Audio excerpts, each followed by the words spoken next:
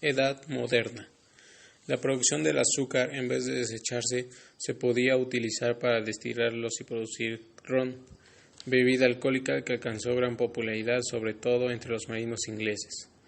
En el siglo XVII se empezaron a poner de moda el té, el café y el chocolate, bebidas que endulzaban con azúcar. Este producto despertó la codicia de las potencias europeas que se disputaban la posesión de las islas azucareras en el Caribe. España fue despojada por los bucaneros y Francia e Inglaterra lucharon para quedarse con estas tierras. Finalmente los británicos las adquirieron, pero Napoleón logró producir azúcar de remolacha. Cuando finalmente el movimiento antiesclavista triunfó, la población caribeña había cambiado totalmente, pues los aborígenes prácticamente habían desaparecido y la población ahora estaba formada principalmente por africanos y algunos otros trabajadores traídos de China y la India. Es una muestra más de cómo la humanidad se ve altamente perjudicada cuando no se utilizan los recursos naturales en beneficio de todos, sino que prevalecen los intereses personales por sobre todas las cosas. Italia. Como se mencionó al final de la Edad Media, Italia ocupaba entonces un lugar preponderante en cuanto a elegancia, debido en gran parte a la cercanía que tuvo con Bizancio.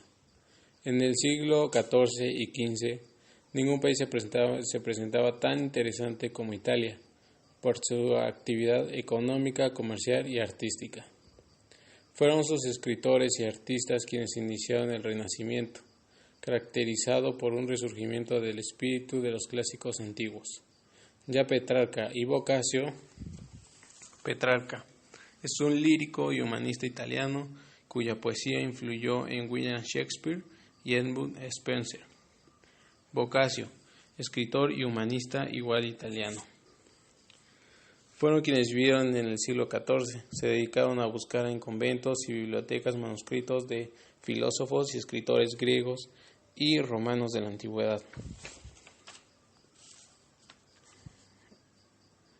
Aparecieron los grandes mecenas que protegían y concedían extraordinarios privilegios a los grandes artistas.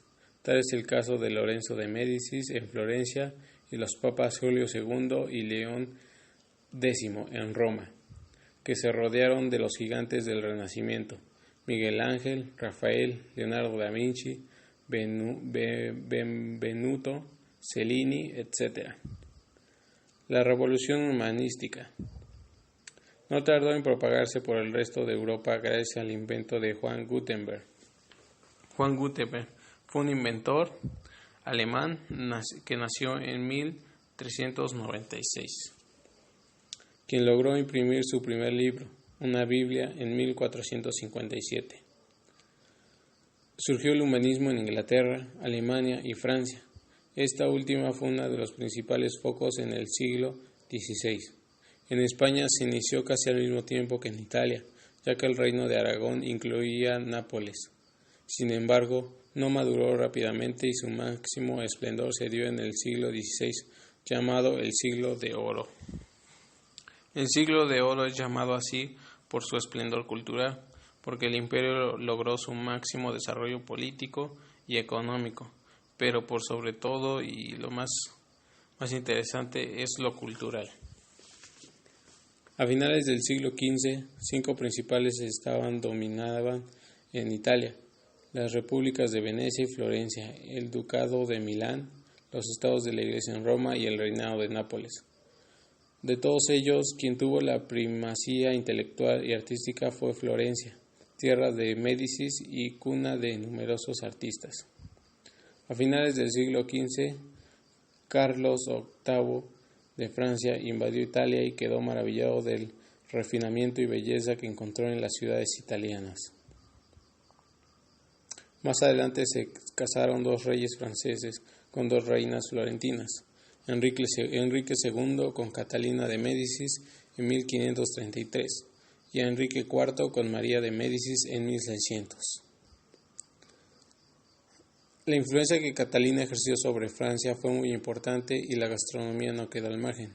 Acostumbraba a comer bien. Llegó a Francia seguida de su séquito, en el que figuraban cocineros y meseros que sobresalían como los mejores. Contribuyó a embellecer las mesas con finas porcelanas y cubiertos. Por otra parte, la reina vuelve a imponer la moda de que las mujeres coman en la misma mesa que los caballeros, y con la presencia de las damas elegantemente ataviadas, se cuidaron las buenas maneras en la mesa. Más adelante, Carlomagno cambió esta disposición, pero en tiempos de Luis VI, este no permitía que las damas se sentaran a la mesa, argumentando que su belleza se veía disminuida por los gestos y muecas de la cara al comer. Diversos autores han considerado la notable influencia de la cocina italiana en la francesa, ya que es irrefutable la presencia de algunos platos franceses encontrados con anterioridad en tratados italianos. En el siglo VIII ya existían en Florencia una receta del pato salvaje con naranjas amargas, que es el origen del actual Canard à l'Orange. Canard à l'Orange se podría decir que es el pato a la naranja, un clásico de la comida francesa. En el siglo XIV, en la biblioteca comunal de Dole, se encontró una receta de pollo al vino que podría considerarse el origen del coq au vin francés, y los pichones con uvas de Toscana pueden ser el origen del faisán a las codornices. El banquete de bodas de María de Médicis con Enrique IV se sirvió un turbante o foglia turchesa de Foglia, que consistía en un primitivo vol au vent a la financiera, relleno de crestas y rellenos de pollo y ligados con salsa. Otra aportación de los italianos fue la disminución del uso de especias en la cocina, que hizo resaltar mejor el sabor de los alimentos. Asimismo, introdujeron preparaciones dulces a Francia, el pan de pis y el pan de pis. La crema frangipane fue inventada por el marqués romano de Frangipane. Aportaron licores y aguardientes como el vespetro, que es un aguardiente con semillas de cilantro, anís, hinojo y azúcar. Mención aparte merece el helado, ese delicioso postre conocido mundialmente y usado en todo tipo de ocasiones. Sabemos que los chinos fueron los primeros que prepararon un plato dulce con nieve y lo transmitieron a los hindúes, los persas y los árabes. Los chinos endulzaban la nieve con miel y los árabes le ponían frutas. Los turcos le añadían agua de rosas y violetas. Los griegos y romanos usaban la nieve para refrescar bebidas. Fue un siciliano, Francesco Procopio, a quien se le considera el inventor del helado. Francesco Procopio fue italiano y cocinero siciliano reconocido como el padre del helado, fundador en 1686 de la cafetería más antigua de París. Transmitió su secreto a su hijo y este al suyo, y el nieto de Francesco lo divulgó en 1660 con gran éxito en París. Artistas de la cocina y físicos estudiosos de la refrigeración consiguieron avances hasta llegar al helado actual, cremoso y suave. Entre ellos destaca Réaumur, físico y zoólogo, que publicó en 1734 un trabajo en el que decía que el hielo que se destina a ser servido en la mesa no puede tener la dureza del hielo en su forma actual. Esta suavidad se logró todavía algunos años después. El primer paso fue la invención de la espátula móvil en los recipientes de congelación. José Guillers dio a conocer en su obra 25 combinaciones diferentes de nieve y explica cómo hacer las distintas formas. Un italiano de nombre Tortoni popularizó la casata en París. Tortoni producía tartas napolitanas heladas hechas en moldes, que tuvieron mucho éxito. La invención de las máquinas frigoríficas a base de amoníaco exhibidas por primera vez en París en 1867, significó un gran avance en la producción de hielo artificial. Otro alimento muy apreciado entre los italianos fueron los macaroni. Macaroni viene siendo los macarrones de origen italiano. Parece ser, según viejas crónicas, que el inventor de los macarrones fue un alquimista llamado Sciacca, durante el reinado de Federico de Suabia en Nápoles y Palermo. Hay quien dice que Catalina de Médicis los dio a conocer en Francia, pero de momento no tuvieron mucho éxito en este país. Al igual que en la antigua Roma, la búsqueda desmedida del placer destruyó muchos valores, y en la corte italiana se veía el lujo y la elegancia junto con la falta de escrúpulos, la crueldad, la violencia y el desprecio hacia el prójimo, al grado de cometer terribles crímenes. Literatura gastronómica. El primer libro editado sobre temas culinarios es el comúnmente conocido como Platina, ya que fue escrito por Platina di Cremona. Su primera edición con fecha data de 1475 en vida del autor.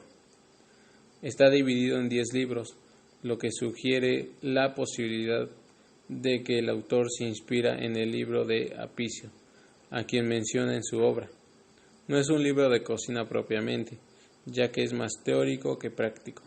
Trata de diversos temas como la vivienda, el juego, el sueño, y en su capítulo del cocinero se refiere a distintos alimentos y preparaciones: el pan, la sal, verduras, pescados, frutas, sopas, salsas, asados y tartas. Este libro sirvió de base para más libros. El primer libro impreso en lengua italiana en 1516 es el Epulario, escrito por Giovanni Rosselli, que consta de 94 páginas en las que se menciona la esencia que debe conocer todo buen cocinero. Tuvo muy pocos ejemplares, aunque contó con varias ediciones. En 1570 se editó un libro que fue muy famoso, la ópera de Bartolomeo Scapi, cocinero del Papa Pío V. Este libro, magnífico con excelentes ilustraciones, trata de todas las ramas del arte culinario en forma detallada. Estos libros, además de otros de menor importancia, dan cuenta de la difusión que tenía ya la gastronomía en esos tiempos. La influencia de la cocina italiana renacentista en Francia fue muy importante y dio entrada al desarrollo del arte culinario, que más adelante alcanzó un nivel muy alto, con sus grandes chefs y autores gastronómicos. Francia. Francisco I, el primer monarca francés que luchó por implantar el humanismo. Fundó el Colegio de Francia, donde se enseñó latín y griego, y se estudió a los clásicos. Salvador Novo. Según sus estudios, presenta a Francisco I como el primer rey europeo que comió guajolote procedente de México. Inventó 60 modos de comer huevo, 9 ragú, 31 salsas y 21 potajes. En su reinado se inventaron los famosos bisques. El matrimonio de Enrique II con Catalina de Medici fue otro impulso para fomentar en Francia las artes y el placer de la mesa. Enrique III, hijo de Catalina de Medici, quiso implantar el uso del tenedor y mejorar el refinamiento en la corte francesa, pero los gustos y la conducta amanerada del monarca no permitieron que esto se lograra. Después del mal gobierno de los hijos de Catalina, Enrique IV logró restablecer nuevamente al país, pero fue asesinado por un fanático en 1610. Con la subida al trono de su hijo, Luis XIII, se inicia el auge de la gastronomía en Francia. Luis XIII, 1610-1643. Monarca francés, era de buen apetito y tenía afición por la cocina. Se casó con Ana de Austria, hija de Felipe II. Los matrimonios realizados entre los monarcas europeos con reinas de otras nacionalidades favorecieron el intercambio de culturas y costumbres, entre ellas la gastronomía. En caso de Luis XIII y Luis XIV, casados con españolas, hubo influencia de la cocina hispánica en la comida francesa. La reina Ana introdujo en la corte de Francia el chocolate llevado de América, y con esa afición continuó más adelante María Teresa. El chocolate había sido importado a España en el siglo XVII y se hizo muy popular. Brillat Savarin, célebre autor de la Fisiología del Gusto, menciona cómo al comienzo de la regencia el chocolate era más popular que el café. Se consideraba un alimento agradable, mientras que el café era tan solo una bebida de lujo. Thomas Hash, el nombre del alimento de los dioses, proviene de chocochoco, ruido que hace el chocolate al introducirse en el agua, y acle, término que designa al molino. El nombre parece provenir más bien del náhuatl chocolat, que quiere decir agua agria, ya que se bebió frío y sin azúcar. Un oficial de María Teresa, de nombre Chaillón, obtuvo el privilegio real de abrir una chocolatería, y un cocinero de Mariscal Duplessis, llamado Pralín, empezó a cubrir piezas dulces con chocolate. Tal fue un éxito. En 1776, Luis XVI autorizó que se estableciera la confitería llamada Chocolatería Real. El chocolate triunfó en Europa, sobre todo en España, Francia e Italia. En el siglo XIX, el holandés Van Heusden inventó la pulverización del chocolate. En 1853, don Manuel Gutiérrez de Rosas llevaba a México la primera máquina para elaborarlo.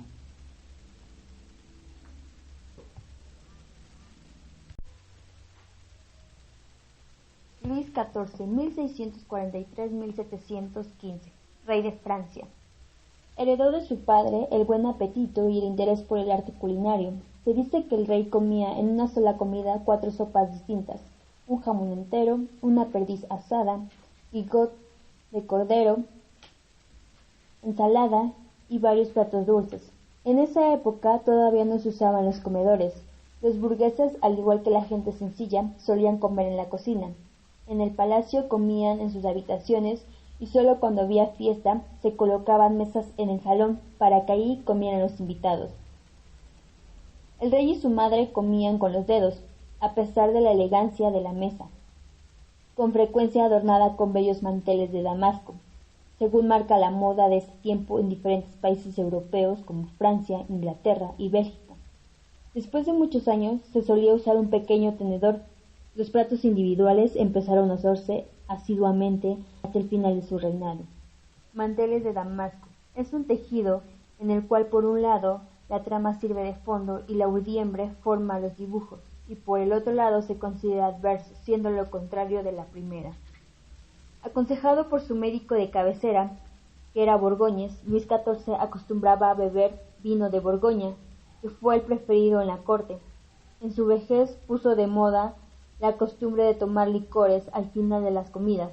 Estos empezaron como infusiones de hierbas medicinales que se usaban como digestivos, y posteriormente se suplieron con los licores preparados con fórmulas especiales en las abadías. Los cortesanos, al ver la afición del rey por la comida, empezaron a inventar junto con los cocineros variados platillos que dieron gran auge a la gastronomía en Francia. Ya para 1651, La Baranée, en su libro Le Cuisinier Francois, ubica la cocina francesa como diferente a la cocina italiana del Renacimiento, considerándola más original. Francois Perrier de La Baranée que fue importante en la gastronomía porque introdujo métodos nuevos que mejorarían más tarde con Carême y cristalizarían con Escoffier. La Vernet inventó la famosa Duxelles en honor al marqués de Uxelles, a quien sirvió muchos años. Cortesanos: hombres que trabajaban en la corte al servicio del rey y de su familia. Duxelles es un relleno a base de champiñón cortado en petit brunoise, cocinado con mantequilla, vino blanco y perejil. En esta época se realiza la famosa masa hojaldre y se cree que fue hecha por Claude Hellez, pero muchos consideran que la masa hojaldrada es mucho más antigua y atribuyen el invento a los bizantinos. María Teresa de Austria, hija de Felipe III, se casó con Luis XIV, por lo que sus gustos en materia alimenticia eran españoles. Fue en esta boda cuando por primera vez se probó en Francia la salsa española. Un acontecimiento histórico para Francia que se dio en la época de Luis XIV fue la aparición del primer café. Esta bebida, que tardó en ser aceptada por los franceses, empezó a venderse cuando Procopio de Cotegy abrió un establecimiento donde además de café servía chocolate, licores, helados y pasteles. Más adelante, los cafés en París se convirtieron en un símbolo de la vida parisiana hasta nuestros días.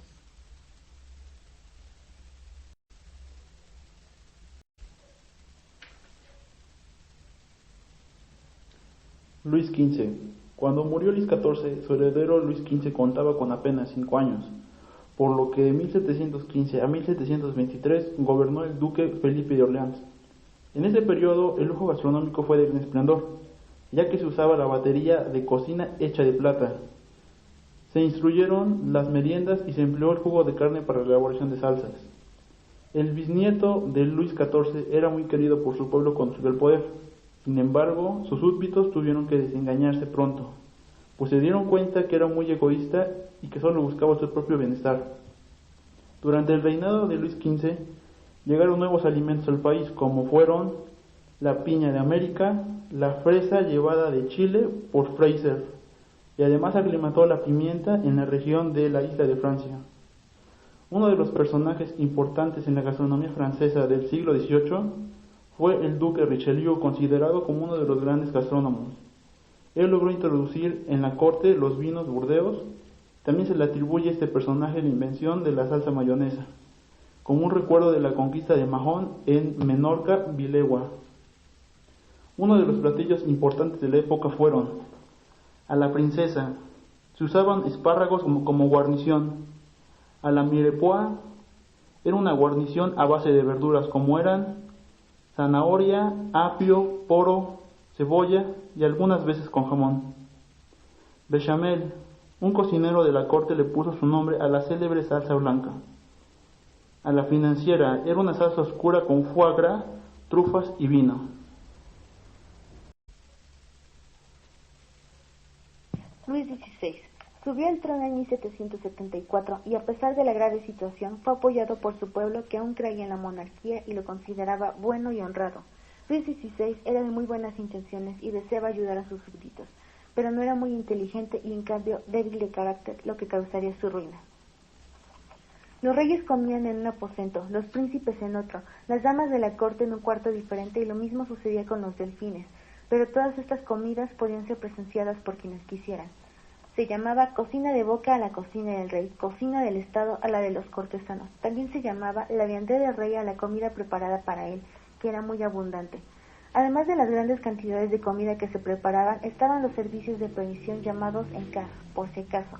Únicamente para la reina, este servicio constaba de una jarra de consomé, un pollo asado, una botella de vino, otra de limonada, pasteles y golosinas, todo esto por si en la noche tenía apetito. La intervención del rey Luis XVI en la aceptación de la papa en Francia fue decisiva. Este alimento americano ya era consumido por los españoles desde 1534. En Francia, en cambio, el pueblo opinaba que la papa causaba úlceras, provocaba lepra y esterilizaba a las mujeres, por lo que se negaban a comerla. Un filósofo francés llamado Antoine Auguste Parmentier se dio cuenta de que este alimento podía salvar del hambre a su país, así que ofreció un banquete al rey y a la corte en el que, sin saberlo a los invitados, se les dio a comer únicamente papas preparadas en formas variadas, cocidas, horneadas, fritas y en puré.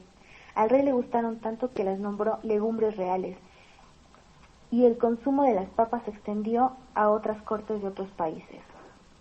En el siglo XVIII se pusieron de moda en Francia las cenas tardías, que eran abundantes pero de pocos comensales. Podríamos llamarlas también cenas íntimas. Los anfitriones se esmeraban en ellas y seguían inventando platillos en honor a sus invitados.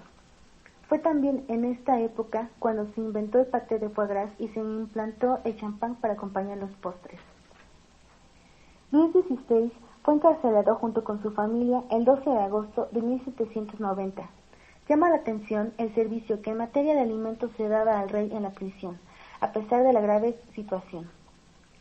El personal de servicio constaba de un jefe cocinero, 3 segundos jefes, un ayudante, un platero, un pastelero, un fregón y 3 mozos de comedor encargados de servir la mesa. Se les servía en el desayuno café, chocolate, una jarra de leche caliente, otra con leche fría y otra con crema, una botella de jarabe, otra de agua cebada, otra de limonada, 3 bloques de mantequilla, un frutero con fruta variada, 6 bollos, 3 panes blancos y azúcar molida o en trozos. Eran 5 las personas prisioneras y los vigilantes decían que comían poco. Luis XVI fue guillotinado el 21 de enero de 1793. España. España es un país que tuvo gran importancia durante el Renacimiento, ya que en el siglo XVI se convirtió en una nación poderosa. Carlos V, quien fuera Carlos I de España, se convirtió en emperador del más vasto imperio jamás conocido. De sus abuelos paternos heredó los Países Bajos. De sus abuelos maternos heredó los reinos de Aragón, Sicilia y Nápoles. Más adelante heredó también Alemania. Se decía que el sol jamás se ponía en sus dominios. La cocina española, que había tenido la influencia árabe en la Edad Media, fue la primera en conocer la mayoría de los alimentos procedentes del Nuevo Mundo, que luego llegaron al resto de Europa. El chile se menciona en tratados botánicos del siglo XVII, pero con el nombre de pimientos, ya que cuando Colón los probó pensó que se trataba de una variedad de pimienta por su sabor picante.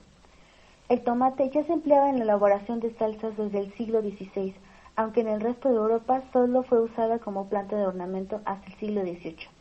La papa se consumía en España desde 1534, y como ya se mencionó, el chocolate era apreciado por los españoles desde este siglo.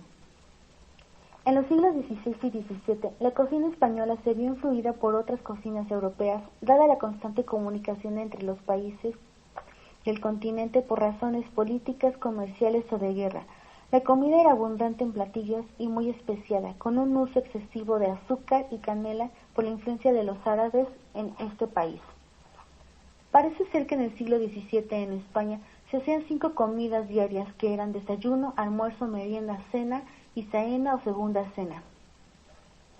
La cocina española no era muy apreciada entre los franceses porque además de muy especiada se usaba para guisar la manteca y el aceite, a diferencia de la mantequilla que se acostumbraba en la cocina francesa. Una figura importante en la cocina española del siglo XVII es Francisco Martínez Montiño, cocinero del rey Felipe III. Aunque no se sabe casi nada de su vida, se conoce por sus obras que era un hombre instruido, amante de su profesión, y nos ayuda a conocer cómo era la cocina de la corte española en esta época. Así, por su obra El arte de cocina, escrita en 1611, podemos notar que se servían abundantes viandas o servicios con alimentos parecidos o incluso repetidos en cada una. Por ejemplo, en una misma vianda o tanda de platillos había palominos, pichones, capones y tórtolas. Abundaban las empanadas y higos o picadillos. En cambio, se menciona poco el pescado y los huevos. Se encuentra un uso inmoderado del azúcar, canela, limones, vinagre. La mezcla de lo dulce y lo salado da un sabor agridulce muy propio de la época, que es herencia de la cocina bizantina. Hay pocas salsas y de mala calidad. Llama la atención que las recetas de Montiño no llevaban pimentón ni chorizo, tan característicos de la cocina española, aunque sí se menciona que le gustaban al rey. Es interesante en la obra de Montiño la importancia que le da a la limpieza del área y utensilios de trabajo, así como del personal. La información respecto de un banquete nos permite conocer cómo se realizaba el servicio de alimentos en estas ocasiones. El banquete constaba de 3 viandas o servicios y 60 fuentes cada uno. Como se ve, la comida era muy abundante, pero predominaba la cantidad sobre la calidad. La comida era sustanciosa y algo pesada.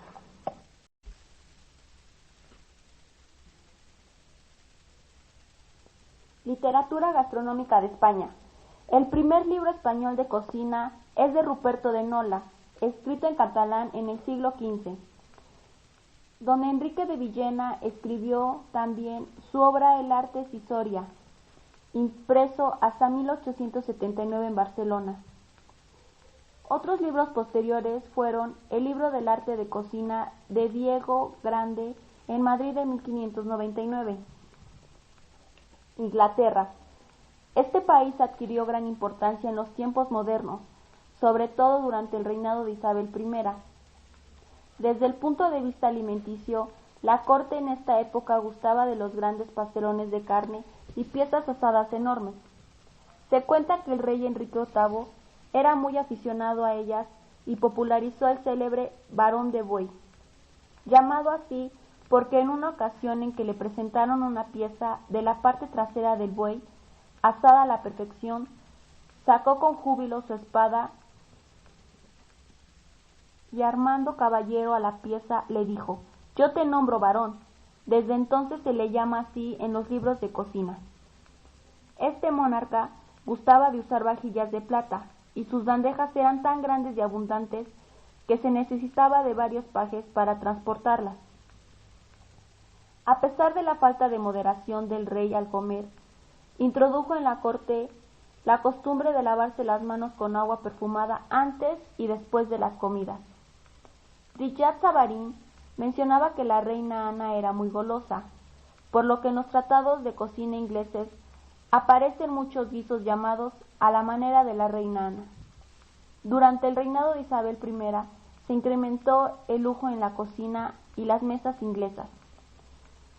En esta época es cuando se escriben recetarios como el de Thomas Watson.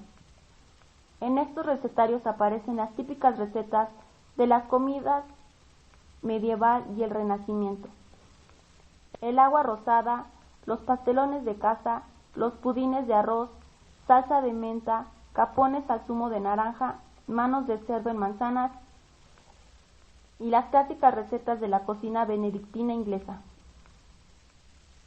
Acostumbraban a servir ciertos platillos en determinadas épocas del año. Por ejemplo, en Cuaresma consumían pescados que habían reservado en salazón durante el invierno. En Pascua consumían el cerdo, cordero o ternera. En verano la comida era más ligera. En otoño la reina puso de moda matar y consumir una oca. Los más privilegiados gustaban de la pastelería, cremas o confituras como postres. Era muy apreciado el vino francés, sobre todo el de Burdeos. En el sur y el oeste del país se producía un vino clarete bastante agradable. En 1650 se abrió el primer café comercial en Inglaterra, en la ciudad de Oxford. La planta del café es originaria de Rafia, y se cree que el primero que la bebió fue un monje que descubrió su poder estimulante en las cabras, que al pasear en los cafetos se veían llenas de vitalidad y energía. En 1699, los ingleses eran los mayores consumidores de café.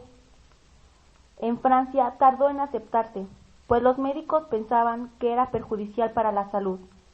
Parece ser que Luis XIV envió a la Martinica la primera planta que se conoció en América, y de ahí se propagó rápidamente por el continente con condiciones muy favorables. El té llega a Inglaterra a finales del siglo XVI. Ana de Bedford inició la costumbre de tomar el té a las 5 de la tarde, costumbre que se considera muy inglesa. John Montagne fue el inventor de los sándwiches. Era un gran jugador que no quería alimentarse fuera de la mesa de juego, por lo que pidió le sirvieran un platillo a base de rebanadas de pan untadas con mantequilla y un buen trozo de jamón o carne, poniéndolo de moda. Los sándwiches empezaron a venderse en Londres y después en el mundo entero. Durante el siglo XVIII se dio un fenómeno importante